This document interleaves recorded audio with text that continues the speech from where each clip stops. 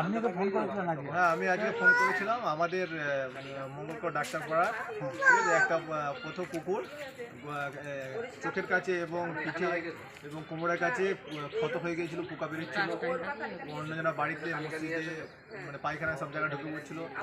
কুকুর থেকে পাড়ার লোকরা তাড়ি দিচ্ছিল। সেখানে আমরা কুকুরটা করুণ অবস্থা দেখে আমরা মুরাদপুরে পশুপ্রেমী আমি খবর দিই। তিনি খবর পেয়ে সঙ্গে সঙ্গে আমাদের এখানে আসেন এবং কুকুরটাকে ইঞ্জেকশন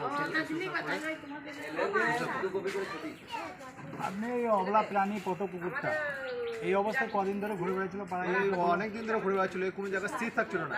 একবার এখানে একবার ওখানে, যেখানে সেখানে যাত্রা বাড়িতে ঢুকে পড়ছিল, রান্নাঘরে, কারো পায়খানায়। তা এই অবলা প্রাণী পথ কুকুর আপনাদের যে উদ্যোগটা খুবই ভালো, যে একটা রাস্তার পথ কুকুর আপনারা যে সহযোগিতা আমার সাথে করলেন, এবং এই ধরনের প্রাণী প্রত্যেকটা মানুষকে এগিয়ে আসা দরকার। অবশ্যই এগিয়ে আসা দরকার। তারা তো ভোরবেলার একটা সৃষ্টি, তাদেরকে তো দেখাশোনা করা আমাদের কর্তব্য।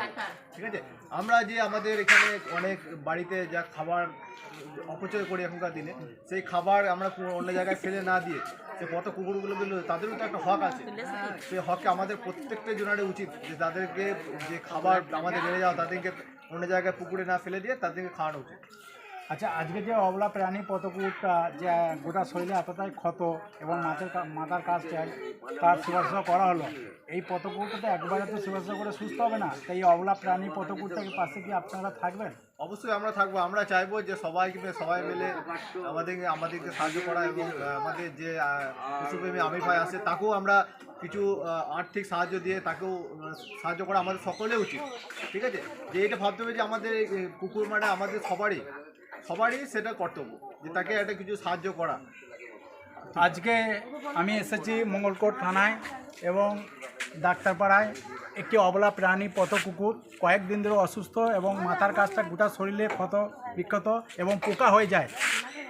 পথ কুকুরটি কয়েকটি যুবকের সহযোগিতায় জালে করে ধরে কুকুরটির শরীর থেকে মোটামুটি 100 থেকে 150 কাছাকাছি পোকাগুলি বার করা হলো এবং তার চিকিৎসা করা হলো।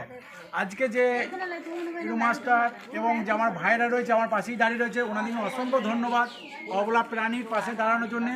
এই ধরনের মানুষ যদি প্রত্যেকটা গ্রাম ও বাজারে যদি থাকে পথ কুকুর অবলা প্রাণী, তাহলে আশা করি আমার এই প্রাণী অসুস্থ অবস্থায় পড়ে থাকবে না, তারা সেবা পেলে হয়তো ভালো থাকবে।